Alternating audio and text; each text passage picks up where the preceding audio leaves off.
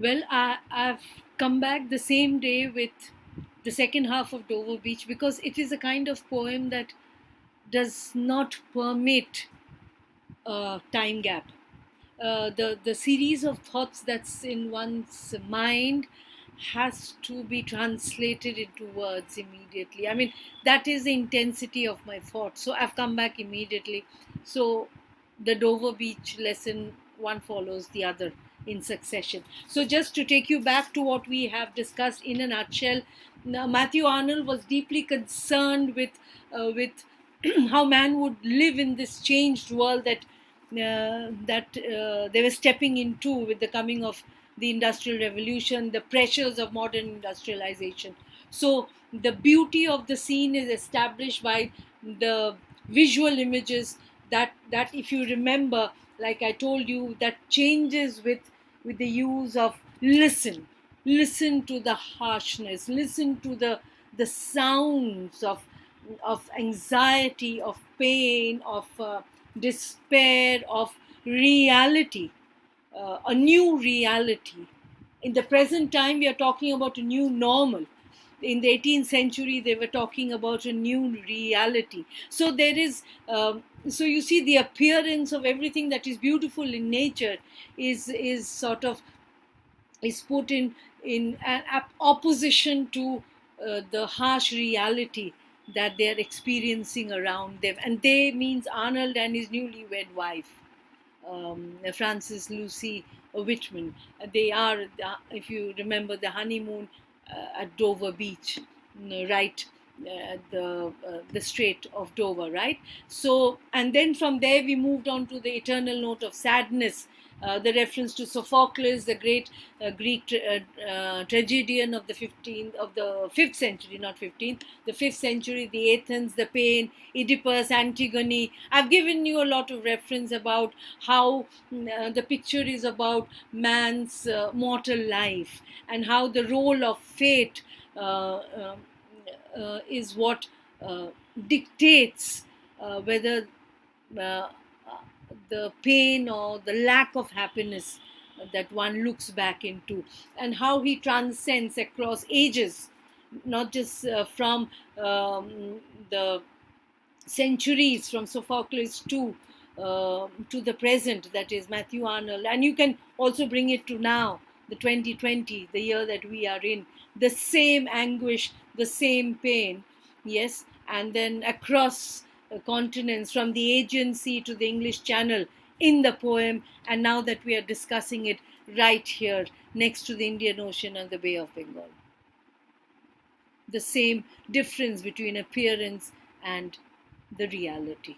Okay, so let us now look at the final two stanzas. It's very important. We start from line 21, and I'm going to read right up to line. Okay, let me read up to line 28 then. The sea of faith was once, too, at the full and rounded earth's shore lay like the folds of a bright girdle furled. But now I only hear its melancholy, long withdrawing roar, retreating to the breath of the night wind down the vast edges drear and naked shingles of the world. Now, what is the prime thought here? The sea of faith was once too at the full, and round earth's shore lay like the folds of a bright girdle furled.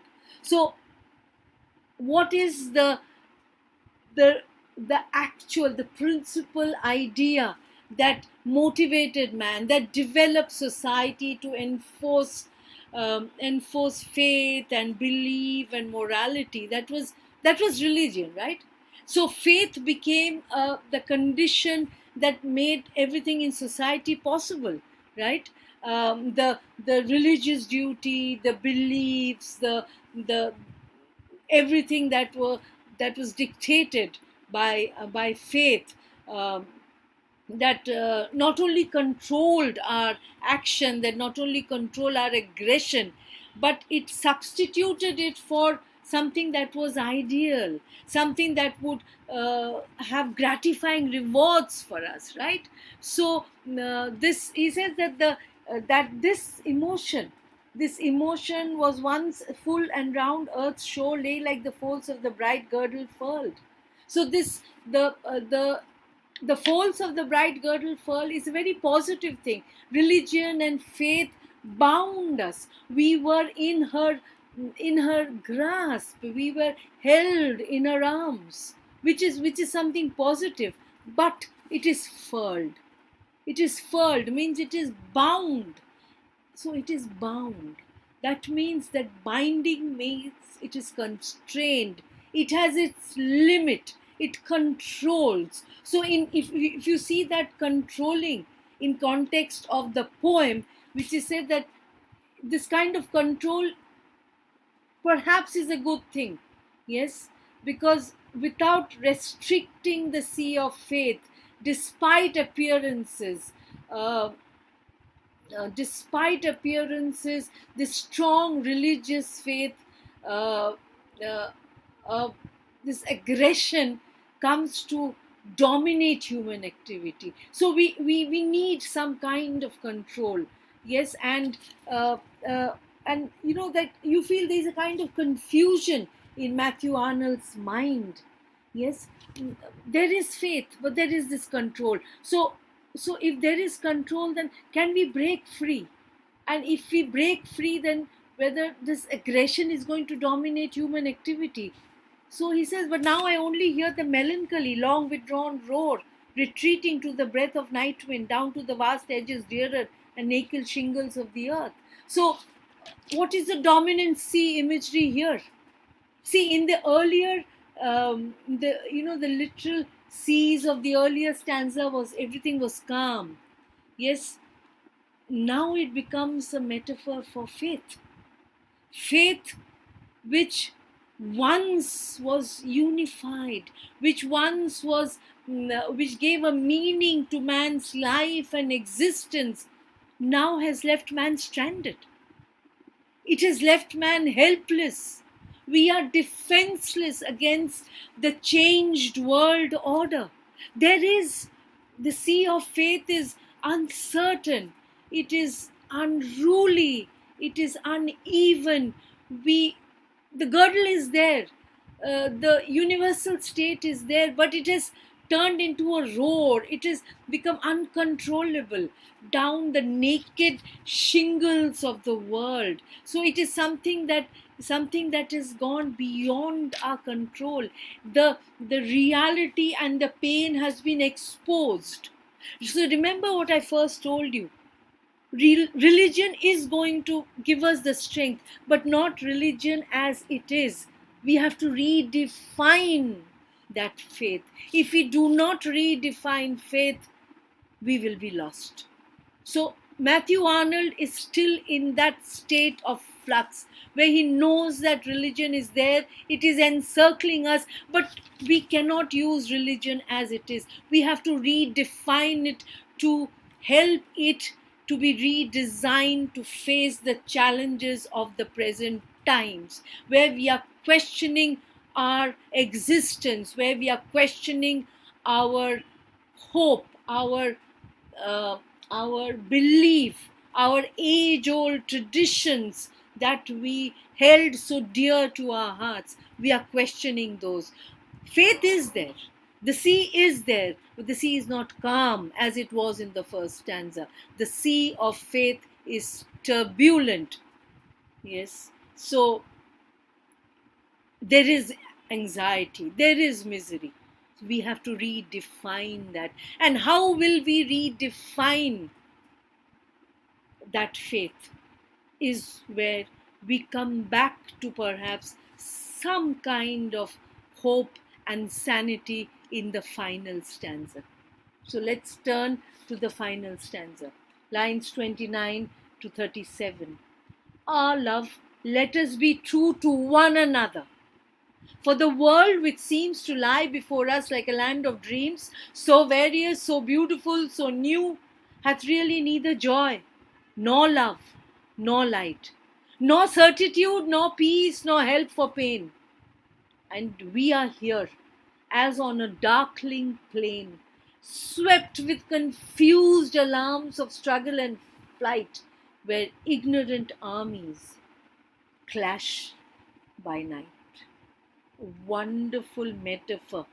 A wonderful metaphor with which the poem ends. Okay, before I go to the metaphor, what is the poet doing in the final stanza?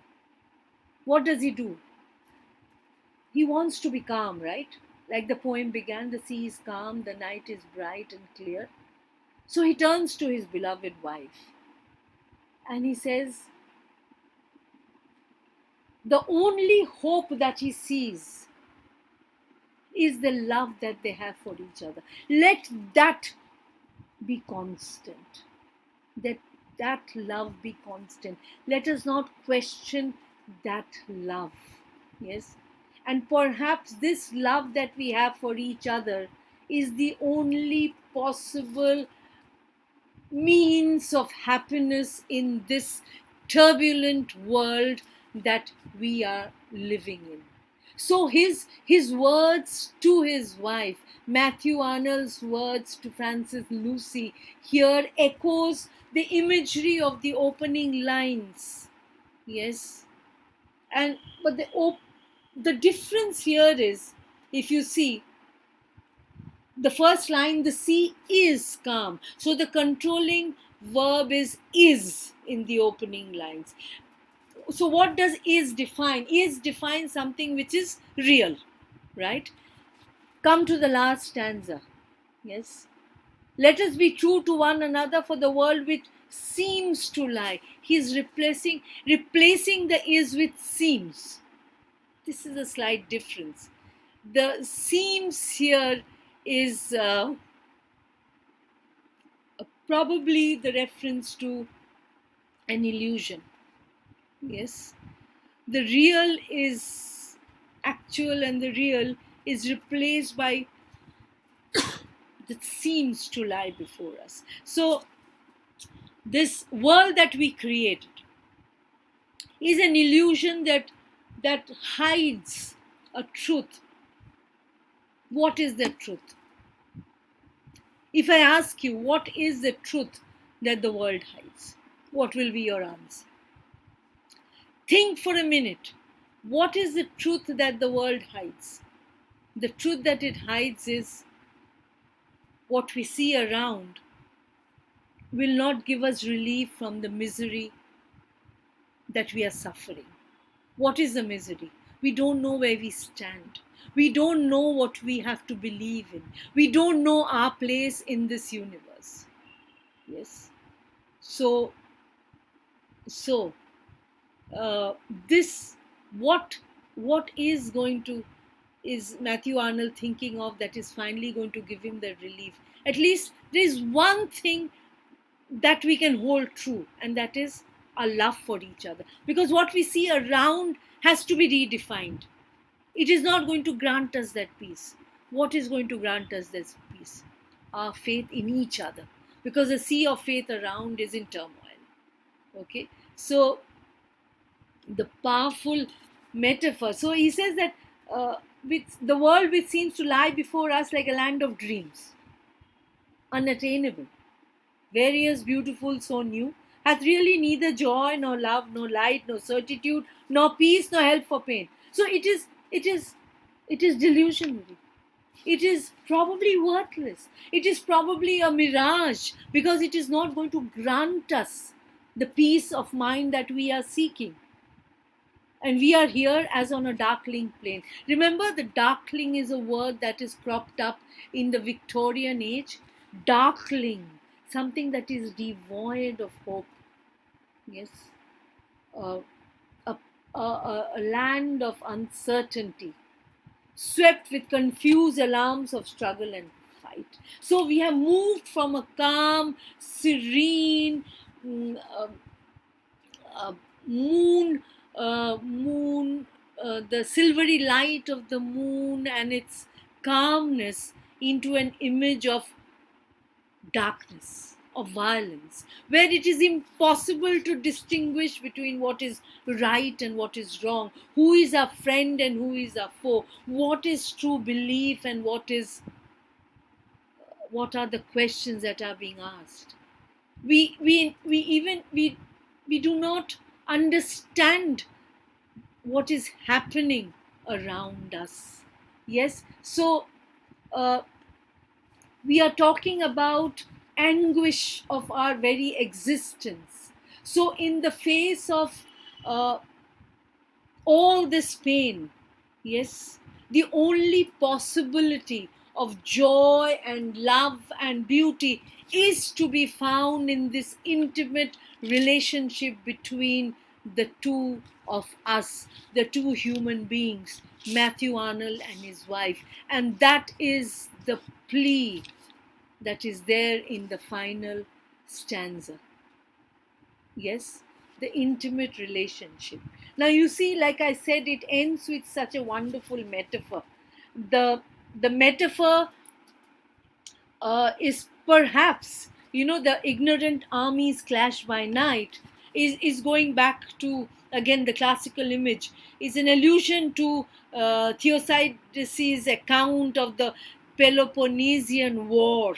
Yes, and there is this quote which I came across where he says that he describes an ancient battle that occurred on similar lines during the Athenian invasion of Sicily. And there he talks about the darkling plain, which is he had referred to the darkling plain between the battle that were fought ages ago, Athenian invasion of Sicily. Yes, and that darkling plain, the plain that is the human existence that's devoid of hope, which is the central statement of Matthew Arnold's human condition in the present century that he's living in. So you see how the the doubt, the uncertainty, the sadness is passing on. It shifts from classical age of Greece and medieval Europe to the Victorian age, and we can also relate it to our present condition. It is an eternal struggle of our human existence, because questions are being asked. Every age finds new realities, so our old ideas, our own beliefs are being questioned. So the note of sadness, the tremulous sea of faith is passing on from one generation to another, probably into a higher order of experience where each of us are going to find a new meaning to what we can hold on to, so that we still believe in our human existence. So, the intimate relationship that Arnold speaks about between two human beings, that is what is being echoed through this poem. Yes. So, you see, if in a nutshell I can tell you that the poet explains the gradual loss of man's faith. Yes, he compares faith in religion to a sea that surrounds the world. The sea is in full tide, and then it ebbs away in a mournful music over the pebbles. The grating of the sound over the rocks and boulders and pebbles brings in an eternal note of sadness. So the poet reminds us. It reminds us of the world that they are living in, where uh, there was faith, because men believed in religion, but then science brought in questions. Science brought in questions where we started questioning our own identity. So the men's minds will become like pebbles on the shore. The passing of faith causes our minds to be isolated, and we are caught between belief and disbelief. It's a sad, melancholic state that we are in. Yes. So we retreat. Yeah, we retreat, like the breath of the night wind. It's a feeling of helplessness, and we it creeps in, and we move into a land of unknown. So like this poem is like a bitter expression of Arnold's loss of faith, his pessimism that is growing deep within him. It's an unreal world where there is nothing that he can cling to of the past which he believed in. Yes. There is neither love, there is no joy, there is no peace, there is no certainty, there is no light. Yes, men are struggling like the armies struggling on this flat plain at night. Night, darkness, everything is unknown.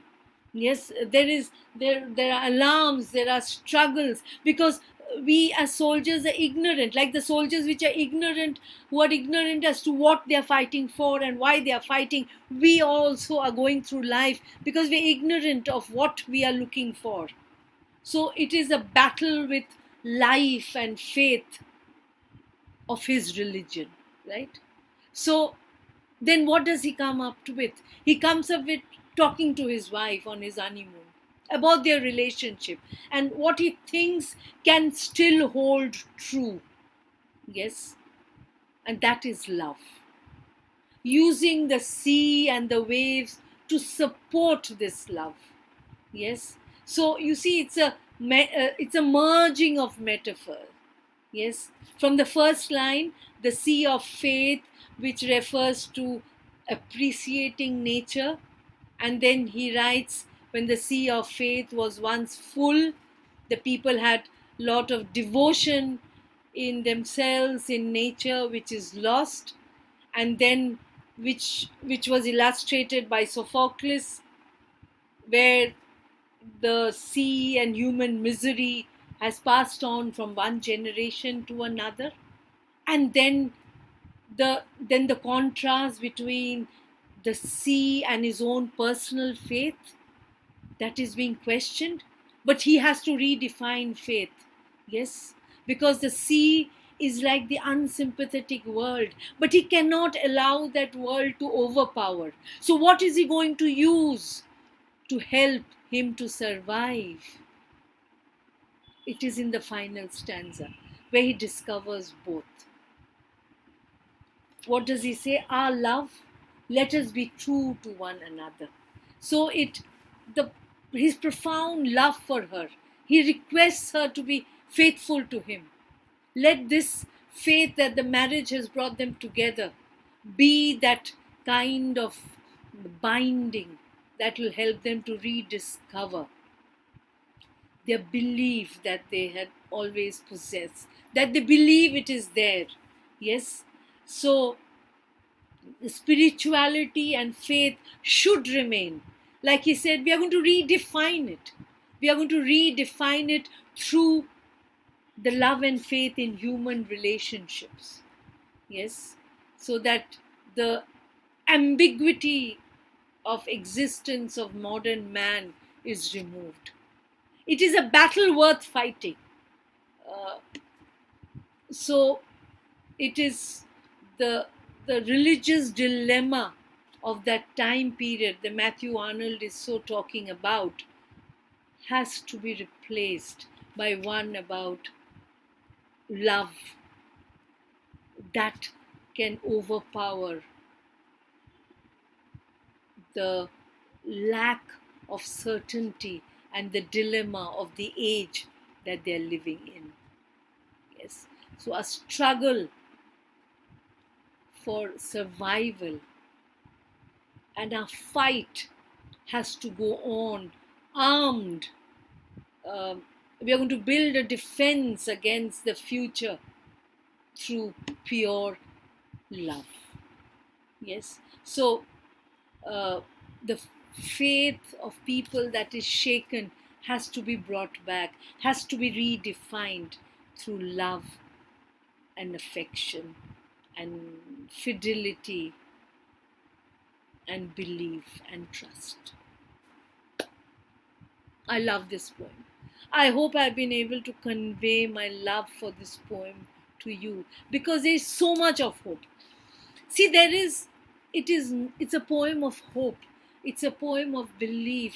It's a poem. See, if it wasn't a poem of hope, do you think you and I would have been able to survive as we are doing now? Faced by what? Faced by a pandemic, faced by super cyclone, faced by faced by locust invasion that's happening, faced by racism that has invaded another part of our world, faced by questions being asked about the political boundaries of our country, faced by natural calamities that raging across the world. Do you think we are going to give in to all this? That is what Matthew Arnold is telling us to. Let us redefine faith. Perhaps it is not the same what we are going to look at, what our ancestors looked at for survival. We have to redefine that. And how can we best redefine it? The greatest is love, human kindness, human compassion, and love. That is how it is going to be redefined, right? Can I come back to the dreary old questions that the ISC asks? I have to, right? Because after all, this is mm, a poem that is in the ISC, and we have to look at the questions, right? So this was the question that was asked this year from the board paper. Yes, and referring closely to the poem Dover Beach, describe the moonlit night, described by the poem at the beginning of the poem.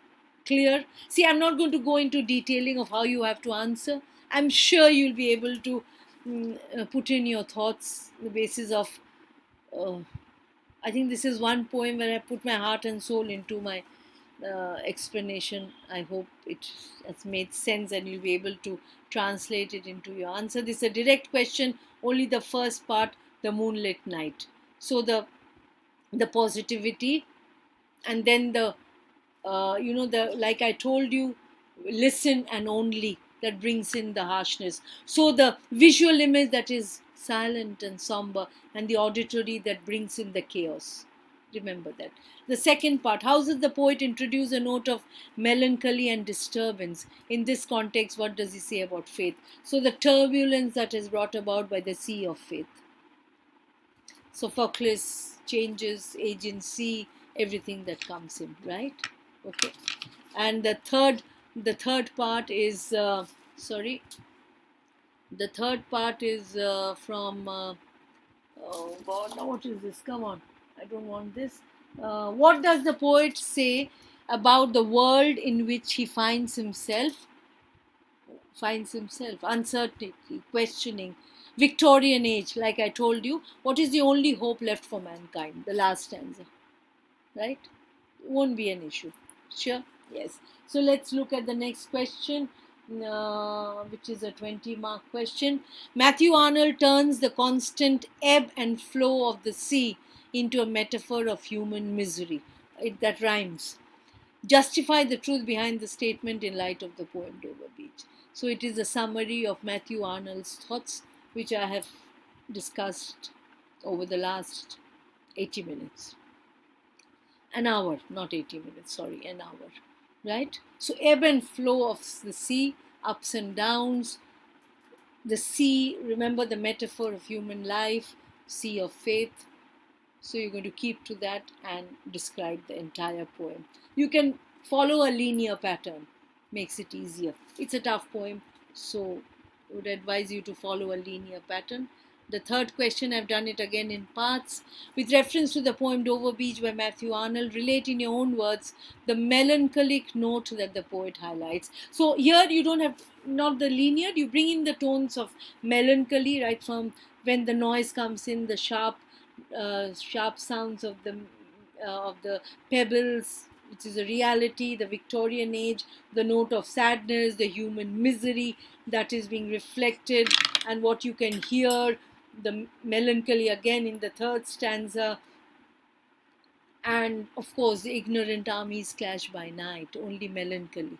So different. Remember, nothing about hope here, only melancholy. That's your first part. Second part is, what is the view about faith that is delicately pictured? So here there could be a few points that could overlap, because melancholy you will find when you're questioning the sea of faith. That's fine, but here don't bring in the other aspects of melancholy. So keep to the image of the sea of faith and how it wavers, how this metaphor has changed over a period of time. That is what you'll keep in mind. And the final question: in what way is the poem a representative of the Victorian age in which Arnold penned it? So here, the background to it, the setting to it, and his own anxiety, his own belief. And I've given you one or two quotes from um, his own work, that is the scholar Gypsy. Yes, so you're going to write about. Then I also have given you something from his own writing, God and Religion. So you will refer to it, and his anxiety over something that he believed in as a child, religion being the being what was constant, and which helped him to redefine and answer the questions that the world was asking. And how, with the coming of Erasmus, Darwin, and Lamarck, you had the how our basic concept of uh, our existence being questioned. And that is what he's trying to answer in this, where he says religion is what we have to hold on to, but not religion as it is. He needs to redefine religion, and probably he is redefining it by what Mother Teresa has always spoken about: love is the greatest. So we move from one age to another. We have traveled from the age of Sophocles to the medieval period, to the Peloponnesian Wars, to the Industrial Revolution, Victorian Age, to our present surreal world that we are living in, where we are questioning, like Matthew Arnold questioned the faith, and how the turbulent seas were affected during the Victorian age. We are questioning the same faith in our present day, when we are questioning science as to why in the 21st century, when we believe we have advanced, where Elon Musk is sending a spaceship into space, as travelers are traveling. That happened just 2 days ago. When we are going to have space travel, why can't we still find a cure for a pandemic? So what do we see as hope in our present world? What is going to give us hope? Compassion, belief in ourselves, love for mankind, and the greatest, like I said, is the belief that we are one. We have been created in the image of God. So there is goodness, there is hope, and of course, there is love. Take care, stay safe. Love you all. Bye.